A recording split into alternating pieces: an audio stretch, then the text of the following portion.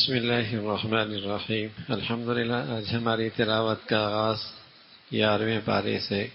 اللہ کے نبی صلی اللہ علیہ وسلم تبوک سے، غزوہ تبوک سے واپس آ رہے۔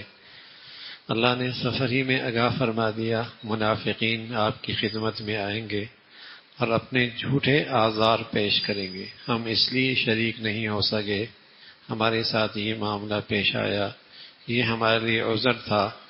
اللہ نے اپنے پیغمبر کو حبیب کو بتا دیا یہ سب جھوٹے آزار ہیں، آپ ان کی تصدیق نہ کیجیے۔ اس کا تذکرہ فرمایا۔ ہوا بھی یوں جب آپ تشریف لائے، کفار منافقین آزار پیش کرنے لگے، باوجود ہے کہ آپ کو حقیقت سے حال کے آگاہی تھی، لیکن آپ نے پھر بھی عفو اور درگزر کا معاملہ فرمایا اور ان کے سامنے ان کا انکار نہیں فرمایا۔ پھر اللہ نے ان دیہاتیوں کا تذکرہ فرمایا جو نفاق کا شکار ہیں۔ دیہات ویسی بھی علم کی وجہ سے، علم سے دوری، اہل علم سے دوری کی وجہ سے ان میں اور زیادہ نفاق میں شدت ہوتی ہے۔ فرمایا مال خرچ کرنا پڑتا ہے، اسے وہ اپنے لیے تاوان سمجھتے ہیں۔ ہاں دیہاتی سب ایک جیسے نہیں، کچھ مخلص ایمان والے بھی ہوتے ہیں۔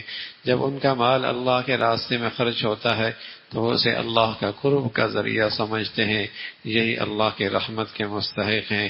پھر بتایا مہاجر انصار سارے کے سارے صحابہ جنتی ہیں، اور صرف جنتی نہیں، جو ان کی سچائی کے ساتھ پیروکار ہوگا اللہ نے بتایا وہ بھی جنتی ہے، وہ بھی جنتی ہے۔ سارے کے سارے صحابہ رضوان اللہ علیہم اجمعین، مہاجر ہوں، انصار ہوں، ہجرت سے پہلے کے ہوں، ہجرت کے بعد کے ہوں، فرمایا سارے کے سارے جنتی ہیں اور میں ان سب سے راضی ہوں، اور ان کی سچی پیروکار بھی جنتی ہیں۔ اللہ کے نبی فرمایا کرتے تھے میری امت میں بے شمار گروہ اور فرقے ہوں گے اور ان کی تعداد 72-73 سے زیادہ ہوگی، ان میں ایک حق پہ ہوگا، سچ پہ ہوگا، نجات والا ہوگا۔ اور اس کی علامت کیا بتائی؟ فرمایا ان کی علامت یہ ہوگی وہ میری پیروی کریں گے اور میرے صحابہ کی پیروی کریں گے، میری پیروی کریں گے، میرے صحابہ کی پیروی کریں گے، یعنی ان کی زندگی ایسی ہوگی کہ ان کے دلوں میں میری بھی عظمت، میرے طور طریقوں کی زندگی کی بھی عظمت، صحابہ کی بھی عظمت، ان کی زندگی بھی ان کے لیے قابل اتباع ہوگی۔ فرمایا وہ نجات والا گروہ ہوگا، اس کا تذکرہ فرمایا۔ پھر فرمایا ایمان والوں سے غلطی ہو جاتی ہے، لیکن غلطی کے بعد اپنی غلطی کا اعتراف کر لینا، یہ شخص بھی اللہ کی محبت کا اور اللہ کی رحمت کا مستحق ہوتا ہے۔ برا وہ ہے غلطی بھی کرے اور پھر جھوٹ سے غلط کو صحیح قرار دے، پھر جھوٹ سے اپنی غلط کو صحیح قرار دے۔ ان کی تو تعریف ہے جن کی غلطی ہو گئی لیکن اقرار کرتے ہیں، اعتراف کرتے ہیں اللہ غلط ہو گیا، یہ بھی اللہ کی رحمت کے مستحق ہیں۔ پھر اللہ رب العزت نے اس کا تذکرہ فرمایا کہ ایک عیسائیوں کی کہنے پر منافقین نے ایک عمارت کھڑی کی اور اس عمارت کو مسجد کا نام دیا۔ اللہ کے نبی صلی اللہ علیہ وسلم سے عرض کیا آپ اس کا افتتاح فرمائیں، آپ اس کا افتتاح فرمائیں۔ پیش نظر یہ تھا کہ مسلمانوں میں اس عمارت کا تقدس بیٹھ جائے۔ جب آپ افتتاح کریں گے، اللہ رب العزت نے اپنے پیغمبر کو بتایا یہ مسجد نہیں ہے، یہ تو مسلمانوں کے اندر افتراق پیدا کرنے کے لیے بنائی گئی ہے اور مسلمانوں کے دشمنوں کو ٹھہرنے کے لیے جگہ بنا دی گئی ہے، اور یہ مسلمانوں کی سازش کی اماجگاہ ہے، اس میں آپ شرکت نہ فرمائیے۔ پھر اللہ کے نبی کا حکم ہوا اس عمارت کو جلا ڈالو اور اس کو زمین سے اس کا ملیا میٹ کر دو۔ فرمایا اس کے مقابلے میں وہ اللہ کا گھر مسجد قباء، مسجد نبوی، وہ قباء، وہاں جس کے بنانے والے بھی مخلص ہیں اور جس کو آباد کرنے بھی اللہ کے مخلص بندے ہیں، آپ وہاں کھڑے ہوں، جس کی بنیاد رکھنے کی بنیاد بھی اخلاص کی ہے اور جس کے اندر نمازی بھی بڑے مخلص ہیں، وہ ہے۔ مسجدوں میں فضیلت ہوتی ہے، مسجدوں کے اندر بھی فضیلت ہوتی ہے۔ وہ مسجد بڑی فضیلت والی ہوتی ہے جس کے متولی اخلاص کے ساتھ مسجد کی اینٹ رکھیں، ریا نہیں، نام و نمود نہیں اور دکھلاوا نہیں، اللہ کو راضی کرنا ہو۔ پھر وہ مسجد جس مسجد میں آنے والے لوگ متقی ہوں، پرہیزگار ہوں، جس قدر زیادہ نیکی والے ہوں گے اسی قدر اس مسجد کی فضیلت بڑھتی چلی جاتی ہے۔ اور آپ بھی دیکھتے ہیں جس گھر میں جس گھر میں اللہ کی بندگی اور اللہ کے نبی کی زندگی کا ماحول زیادہ ہوتا ہے وہاں سکون بھی زیادہ ہوتا ہے، وہاں طبیعتیں کھنچتی بھی زیادہ ہیں۔ تو اس طرح اللہ کے گھروں کے اندر بھی فضیلت بڑھتی چلی جاتی ہے۔ اس کا تذکرہ فرمایا مسجد قباء، مسجد نبوی تو وہ مسجد ہے جس کے بنانے والے بھی روئے زمین کی بڑی مقدس ہستیاں تھیں، اور جس کو آباد کرنے والے بھی اللہ کے مقبول ترین بندے تھے، اس کی تعریف فرمائی۔ اور ان کی ایک نمایاں خوبی ہے کہ وہ بڑی طہارت کی زندگی گزارتے ہیں، یعنی گناہوں کی نجاست سے بھی وہ پاک ہیں اور ظاہری گندگیوں سے بھی وہ پاک صاف رہتے ہیں، یہ ان کی خاص علامت ہے۔ پھر اللہ نے اہل ایمان کی جان کی قیمت بتائی کہ اس کی جان کی قیمت ایمان والے کی بڑی قیمتی ہے، اس لیے کہ اس کا خریدار اللہ ہے۔ ایمان والے کی جان کی قیمت، ایمان والے کی جان بڑی قیمتی ہے اس لیے کہ اس کا خریدار اللہ ہے، اللہ اس کا خریدار ہے، اور اس کے بدلے میں اللہ اسے جنت عطا فرما دیں گے۔ پھر ان جنتیوں کا اور جن زندگیوں کا اللہ خریدار ہے ان کی خوبیاں کیا ہیں، کیسے لوگ ہوتے ہیں جنتی؟ فرمایا التائبون، وہ توبہ کرنے والے ہوتے ہیں، العابدون، عبادت کرنے والے ہوتے ہیں، الصائحون، روزے رکھنے والے ہوتے ہیں، الراکعون، رکوع کرنے والے ہوتے ہیں، الساجدون، سجدے کرنے والے ہوتے ہیں، الامرون بالمعروف، نیکیوں کی طرف بلاتے ہیں، والناہون عن المنکر، برائی سے روکتے ہیں، والحافظین لحدود اللہ، اور سب سے بڑھ کر پوری زندگی میں اللہ کے حدود کا خیال رکھنے والے۔ یہ ہیں جنتیوں کی خوبی، اللہ ہم سب کو نصیب فرما دے۔ فرمایا مشرک کے لیے دعا نہیں ہے بخشش کی، مشرک کے لیے بخشش کی دعا نہیں ہے۔ حضرت ابراہیم نے اپنے ابا کے لیے دعا کی، زندگی میں کی، اور ہدایت کے لیے کی، ہدایت کی، لیکن جب دیکھا کہ باپ شرک سے باز نہیں آ رہا تو بیٹے ابراہیم نے باپ سے برات کا اعلان کر دیا، اس کا تذکرہ فرمایا۔ پھر غزوہ تبوک میں تین مخلص مسلمان حضرت کعب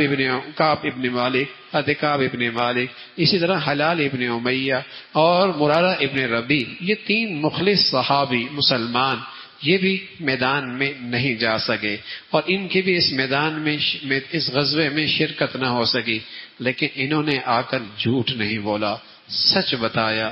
ہم سے سستی ہو گئی، ہم سے کاہلی ہو گئی، 50 دن تک مدینہ منورہ میں ان سے بائیکاٹ کیا گیا، کوئی ان سے نہیں ملتا، کوئی ان سے بات نہیں کرتا، اور زمین باوجود کشادہ کے ان کے لیے زمین تنگ ہو گئی، لیکن انہوں نے استقامت کا مظاہرہ کیا، سچ بولا، جھوٹ نہیں بولا۔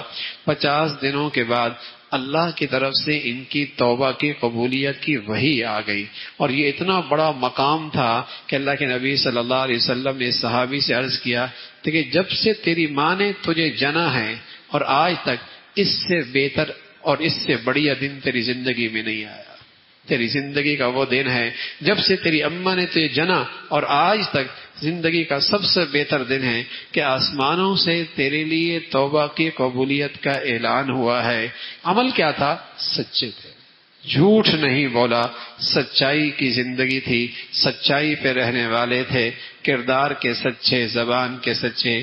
اللہ نے اہل ایمان سے کہا ایمان بچانا ہے نا، متقی بنو، گناہ نہ کرو، اس لیے کہ ہر گناہ کے پیچھے اللہ کا غضب ہوتا ہے، اللہ کی ناراضگی ہوتی ہے۔ اور دوسری بات ایمان بچانا ہے، کونوا مع الصادقین، سچوں کے ساتھ اٹھو بیٹھو، سچوں سے محبت رکھو، سچوں کے ساتھ زندگی گزارو، جن کا کردار، جن کی سیرت، جن کے قول و فعل، جن کے عقائد، جن کے نظریات سچائی پر مبنی ہیں، کونوا مع الصادقین، سچوں کے ساتھ رہو۔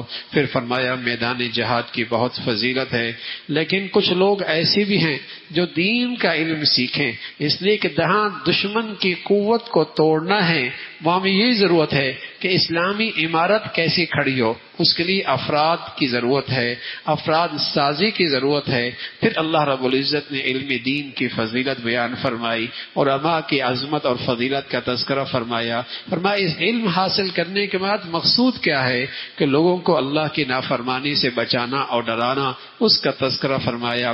پھر فرمایا جہاد قریب سے الاقرب فالاقرب، پہلے قریب والے دشمن سے، پھر اس سے بعد والے دشمن سے جہاد کا آغاز یوں ہے۔ پھر اللہ کے نبی صلی اللہ علیہ وسلم کی خاص خوبیاں جو اللہ نے اپنے نبی کو عطا فرمائی، رؤوف اللہ کا نام ہے، رحیم اللہ کا نام ہے، لیکن یہ دونوں نام اللہ نے محمد الرسول اللہ کو بھی دے دیے کہ آپ بھی رؤوف ہیں، آپ بھی رحیم ہیں، آپ اپنی امت پر انتہائی درجے کے مہربان اور انتہائی درجے کے مشفق، اور امت پہ آنے والی کوئی ناگواری آپ کے لیے سخت گرانی گزرتی تھی۔ پھر فرمایا ایمان والے اللہ پہ بھروسہ کرتے ہیں اور اسی پر اعتماد کرتے ہیں۔ پھر سورہ یونس ہے جس کے آغاز میں اللہ کی کتاب اللہ کی عظمت کا تذکرہ۔ پھر فرمایا آپ پر جو وحی آئی یہ کوئی انوکھی چیز نہیں ہے، اس سے پہلے بھی انبیاء علیہ الصلوۃ والسلام پر اللہ کی طرف سے وحی کا سلسلہ رہا۔ پھر اللہ کی توحید، اللہ کی بڑائی، سورج اور چاند کا یہ سارا نظام اللہ کی قدرت ہے۔ جو لوگ مرنے کے بعد کی زندگی کا انکار کرتے ہیں بڑے گھاٹے میں ہیں، اور جو لوگ ایمان اور اعمال صالحہ کی زندگی گزارتے ہیں جنت ان کا ٹھکانہ ہے، اور جب جنت میں جائیں گے تو اللہ کا شکر ادا کر الحمدللہ الحمدللہ، یہ جنت کے الفاظ ہوں گے جو زبان سے جنتی کے بے اختیار نکلیں گے اللہ کی وہاں نعمتیں دیکھ کر۔ فرمایا انسان فطرتاً جلد باز ہے، اور اس جلد بازی میں کبھی اپنے لیے بھی اور کبھی اپنی اولاد کے لیے بھی ہلاکت کی بد دعا کر دیتا ہے، لیکن اللہ نے ہر ایک کی ہلاکت کا ایک وقت مقرر کر رکھا ہے۔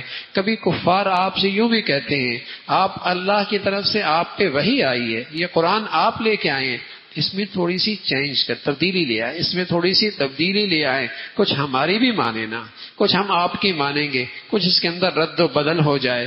تو فرمایا انہیں کہہ دو یہ میرے اختیار میں نہیں ہے، یہ میرے اختیار میں نہیں ہے، میرا کام تو اللہ کی وحی کی پیروی کرنا ہے، اور اللہ کے کہے کہ اللہ کے حکم کی اتباع کرنا ہے۔ نفع اور نقصان کا مالک بھی اللہ ہے، یہ ساری قدرت بھی اللہ کی ہے۔ فرمایا یہ پکا مشرک بھی جب ان کی کشتیاں پانی میں ڈوبنے لگتی ہیں اور سمندر کے طغیانی کا شکار ہو جاتی ہیں، تب بھی یہ سچے معبود کو پکارتے ہیں، تب یہ بھی سچے معبود کو پکارتے ہیں، اور جھوٹے معبود سب کو بھول جاتے ہیں۔ کون ذات ہے جو مردوں سے زندہ اور زندوں سے مردہ اور جو تمہیں رزق دیتا ہے؟ ایک اللہ کی ذات ہے، ایک اللہ کی قدرت ہے، اسی کا تذکرہ فرمایا۔ پھر جو اللہ کے پیارے ہوتے ہیں جنہیں اللہ کے ولی کہتے ہیں، پھر ولیوں میں بہت مختلف قسم کے درجات ہیں، لیکن کم سے کم درجہ اللہ کے ولی کا یہ ہے کہ وہ ایمان کے بعد تقوی کی زندگی اختیار کرتا ہے، اور اللہ رب العزت اسے انعام یہ دیتا ہے اس کا زندگی خوف زدہ نہیں ہوتی اور اس کی زندگی غم زدہ نہیں ہوتی۔ حقیقت میں تو یہ خوف کا نہ ہونا آخرت میں ہوگا، اور حزن کا نہ ہونا، غم کا نہ ہونا یہ بھی آخرت میں ہوگا، لیکن اس کے اثرات دنیا کے اندر بھی ہوتے ہیں۔ اللہ رب العزت اپنے پیاروں کو اور متقی لوگوں کو خوف بھری زندگی سے محفوظ رکھتے ہیں اور غم زدہ زندگی سے محفوظ رکھتے ہیں، اس کا تذکرہ فرمایا۔ پھر اللہ کی بڑائی، اللہ کے تذکرے، پھر قرآن کی عظمت۔ قرآن اللہ کی کتاب ہے جس کے اندر اللہ نے نصیحت رکھی ہے، اور اس کو اللہ نے روحانی جسمانی شفا بنایا ہے، اور یہ اہل ایمان کے لیے رحمت کا ذریعہ ہے، ہدایت کا ذریعہ ہے۔ مسلمان گھر میں پڑھے، مسلمان باہر پڑھے، مسلمان جس جگہ پڑھے وہاں اللہ کی رحمتیں اترتی ہیں۔ قرآن اللہ کی رحمت کے اترنے کا ذریعہ ہے۔ اس دولت پہ خوش ہو جاؤ، یہ اللہ کی بہت بڑی دولت ہے، اسی کا تذکرہ فرمایا۔ پھر حضرت نوح علیہ الصلوۃ والسلام کا تذکرہ ہے، پھر حضرت موسیٰ علیہ الصلوۃ والسلام اور حضرت ہارون کا تذکرہ کہ دشمن فرعون کے مقابلے پر جادو پہ مقابلہ، اللہ نے معجزے کو غالب کر دیا جادو کو جادوگروں کے جادو کو نیست و نابود کیا، اس کا تذکرہ فرمایا۔ پھر اللہ رب العزت نے حضرت یونس کا تذکرہ فرمایا، جس نسبت سے اس سورت کا نام یونس ہے۔ حضرت یونس علیہ السلام اپنے قوم کی طرف آئے، اللہ کا پیغام دے رہے تھے، لیکن جب ان کے ایمان سے مایوس ہو گئے، اللہ کا عذاب آتا دیکھا تو نینوا کی اس بستی سے نکل کھڑی ہوئی ہے۔ جب بستی پہ سے نکل کھڑی ہوئی ہے، کشتی پہ سوار ہوئی ہے، کشتی سمندر میں تھی، سمندر میں طغیانی آئی، کشتی والوں نے ان کو سمندر میں پھینک دیا۔ اللہ نے مچھلی سے کہا میرا مہمان آ رہا ہے، تو نے اس کا میزبان بننا ہے۔ مچھلی نے منہ کھولا، حضرت یونس ان کے پیٹ میں چلے گئے۔ ان کا ایک نام حضرت یونس کا ذوالنون بھی ہے، مچھلی والی نبی۔ چند دن پیٹ میں رہے، سبحان اللہ، پھر ایک کنارے پر اس مچھلی نے آپ کو اگل دیا، اس کا تذکرہ فرمایا۔ دوسری طرف آپ کے قوم اپنے بچوں کے ساتھ، اپنی عورتوں کے ساتھ، اپنے مردوں کے ساتھ صحرا میں آئی، اللہ کے سامنے آہو زاری کی، معافیاں مانگی، توبہ کی، اللہ نے عذاب ٹال دیا، اس کا تذکرہ فرمایا۔ پھر اللہ نے اپنی نبی سے کہا لوگوں سے کہہ دو میں ایک اللہ کی عبادت کرتا ہوں، اور تم بھی کرو گے کامیاب ہو جاؤ گے۔ نفع اور نقصان اللہ کے پاس ہے، نفع اور نقصان کے مالک صرف اللہ کے ہیں۔ اگر اللہ نفع دینا چاہے نقصان کوئی نہیں پہنچا سکتا، اور اللہ رب العزت پکڑنے پہ آئے بچا کوئی نہیں سکتا۔ اللہ کی طرف سے حق سچ کی کتاب کی صورت میں حق سچ آیا ہے، جو اس کی پیروی کرے گا کامیاب ہوگا، اور جو روح گردانی کرے گا اپنا نقصان کرے گا۔ اے نبی آپ سچائی پہ عمل کرتے رہیں اور ہمارے حکموں کی اتباع کرتے رہیں۔ ان قریب ایک وقت آنے والا ہے، ہم ایسا فیصلہ کریں گے کہ ہر آدمی سر کی آنکھوں سے دیکھ لے گا یہ کامیاب یہ ناکام۔ ویسے تو اللہ نے دنیا میں بھی فیصلے کر دیے، حق سچ کے دلائل دے دیے، پیغمبر دے دیے، پیغمبر کی زندگی دے دی، لیکن بسا اوقات گمراہ آدمی بھی دنیا والوں کو بسا اوقات کامیاب نظر آتا ہے، اور گمراہ آدمی بسا اوقات دنیا میں دنیا والوں کو خوش نصیب نظر آتا ہے۔ لیکن ایک دن آئے گا جہاں اللہ کی طرف سے ایسا فیصلہ ہوگا کہ ہر آدمی سر کے آنکھوں سے کامیاب اور ناکام اور عزت والا اور ذلیل سب اپنی آنکھوں سے دیکھ لیں گے۔ فرمایا وہ بہترین فیصلے کرنے والی ذات ہے۔ اللہ عمل کی توفیق نصیب فرمائے۔